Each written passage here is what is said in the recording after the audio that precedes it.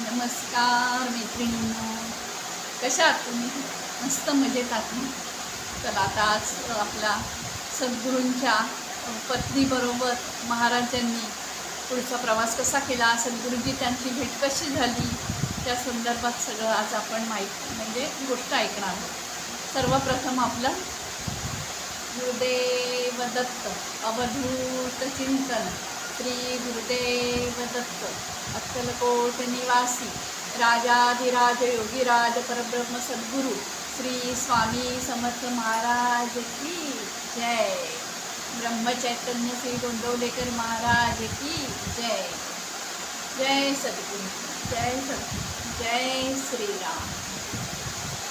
तर मैत्रिणींनो, काल आपले महाराज आणि त्यांची पत्नी सद्गुरूंच्या भेटीला निघाले. चालत चालत प्रवास करत जंगल तुडवत महाराजांनी त्यावेळेला पण त्यांची खूप परीक्षा घेतली. मुद्दामून धावत पळायचे, काट्याकुटातनं फिरायचे. त्यांची पत्नी त्यांच्या मागे मागे धावायची, काट्याकुटातनं फिरायची. पण तिने महाराजांची साथ काय सोडली नाही. एवढी महाराजांनी कठोर परीक्षा घेतली त्यांची का विचारूच नका. मग असं करत करत महाराज सद्गुरूंपर्यंत पोचले, सद्गुरूंच्या गावी पोचले. सद्गुरूंच्या गावी नाही, तिथे सद्गुरू जिथे होते तिकडे ते पोचले. आणि मग तिकडे गेल्याच्या नंतर सद्गुरूंनी महाराजांच्या पत्नीला बघितलं आणि खूप खुश झाले, खूप आनंदी झाले. जशी की राम सीता त्यांच्यासमोर प्रत्यक्ष राम सीता उभी आहे असं महाराजांना वाटत होतं. की जसा सात्विक नवरा तेजस्वी चेहरा आपल्या महाराजांचा, तशीच त्यांना सुंदर सालस सात्विक अशी पत्नी बघून मिळालेली बघून त्यांच्या सद्गुरूंना तुकाई महाराजांना खूप आनंद झाला. मग त्यांनी नमस्कार केला, पती पत्नींनी म्हणजे महाराजांनी आणि त्यांच्या पत्नींनी नमस्कार वगैरे केला. तुकाई महाराज म्हणाले की बोल बाळ, तुला काय पाहिजे नाही, तुला हवं ते मागून दे. आपल्या सरस्वती आईनी म्हणजे महाराजांच्या आईने काय मागितलं असेल, त्या म्हणाल्या मला माझ्या पतीसारखा उत्तम सुंदर आध्यात्मिक सत्प्रवृत्तीचा असा मुलगा हवा आहे. महाराज आणि आपले सद्गुरू दोघे हसले. ठीक आहे म्हणाले, देतो तुला आशीर्वाद. आणि त्यांनी आशीर्वाद दिला, तुला पुत्ररत्न होईल म्हणून. आणि मग तसं ते पुढे निघाले, नाशिकला आले. आशीर्वाद गुरूंचा घेऊन पुढचा प्रवास त्यांनी नाशिकला केला. नाशिकला गेले, पंचवटीमध्ये आले. पंचवटीमध्ये आल्यानंतर तिथे कुटीत राहिले ते. मग त्यावेळेला महाराज आपल्या पत्नीला म्हणाले, अगं तुझ्या पुढे साक्षात मोक्षदाता असताना तू काय मागितलंस त्यांच्याकडे?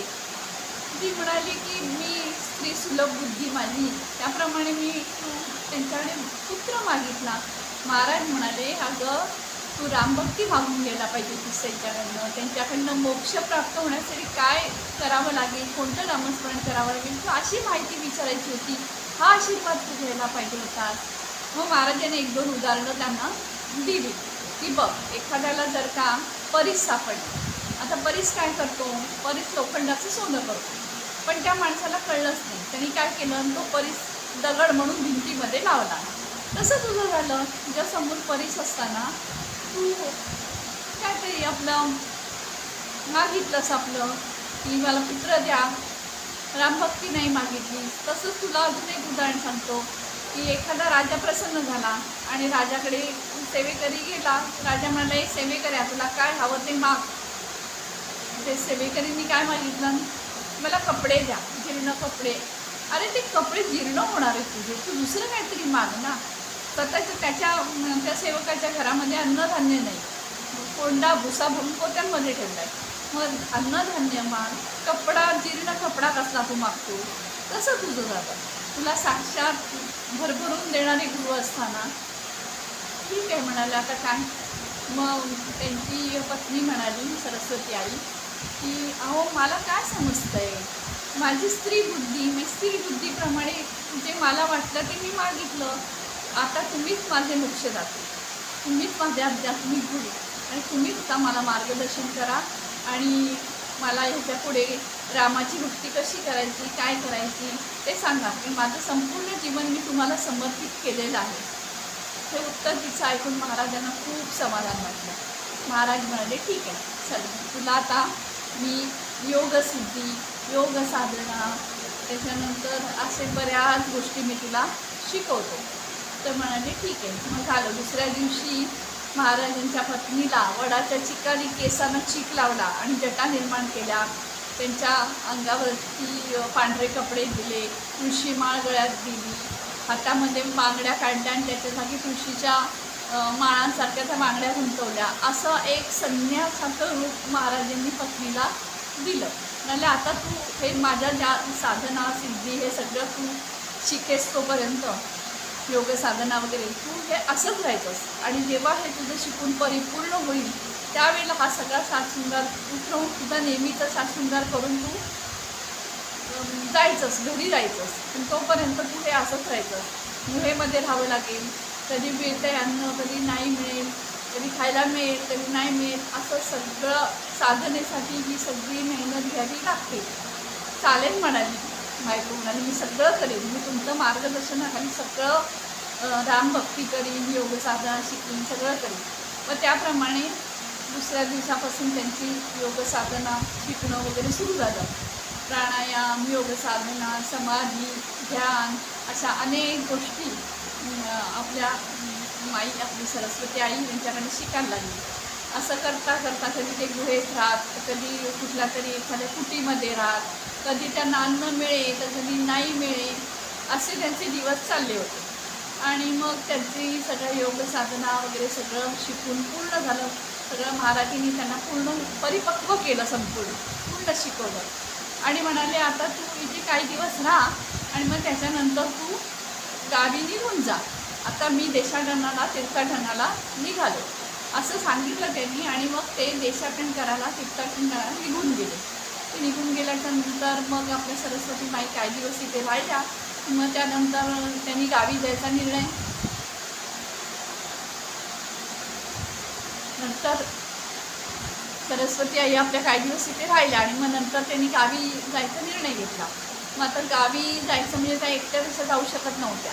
मग नाशिकमध्ये आपल्या गोंदवलेकर महाराजांचे एक भक्त होते, कृष्णम भट म्हणून, त्यांच्या घरी गेला. आणि मग त्यांच्या घरी गेल्यानंतर त्यांना म्हणाल्या की मला आता माझ्या घरी जायची, गावी जायची सोय तुम्ही करा. ते एवढे खुश झाले कृष्णम भट की गुरुमाता, साक्षात गुरुमाता आपल्या घरी आली. ते म्हणाले माते तू, म्हणजे सरस्वती मातेला म्हणाल्या की तुम्ही आमच्या घरी आलात, गुरुमाता आलात, आमचं घर आता पावन झालं, पवित्र झालं. ठीक आहे म्हणाले, तुम्ही 2 दिवस राहा इथे, पाहुणचार घ्या आणि मग मी तुम्हाला तुमच्या घरी सोडतो. तर त्याप्रमाणे त्या 2 दिवस राहिल्या. मग त्यांचे ते केस न्हाऊ माखू घातलं त्यांना, कारण त्यांच्या त्या जटा झाल्या होत्या ना वडाचं चीक लावल्यामुळे.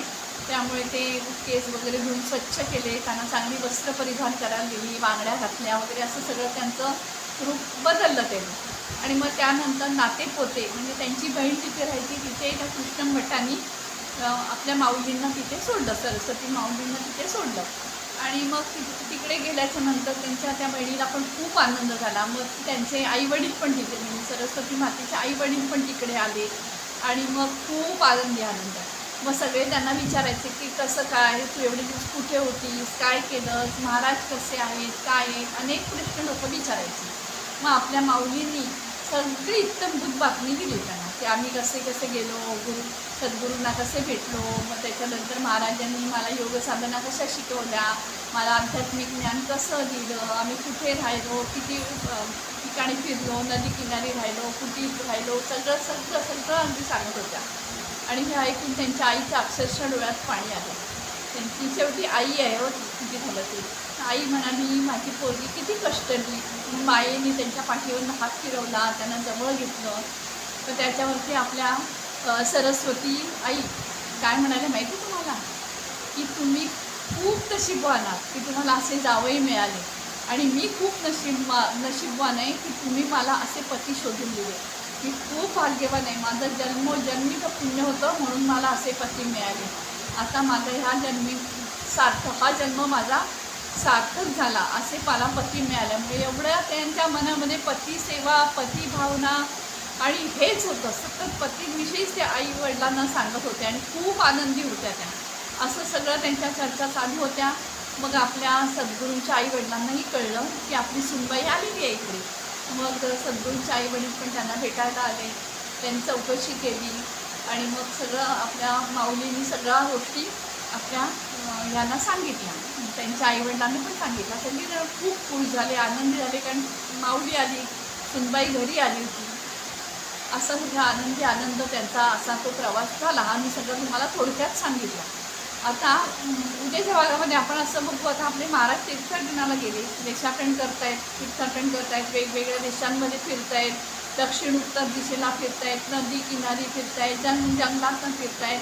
मग त्यांच्या पुढचा प्रवास कसा, हे आता आपण उद्याच्या भागात बघूया. आजचा भाग इथपर्यंत. कसा वाटला तुम्हाला आजचा भाग? आवडला का? आवडला असेल तर कमेंटमध्ये सांगा की काय वाटतंय तुम्हाला. काहीच कमेंट करत नाही तुम्ही.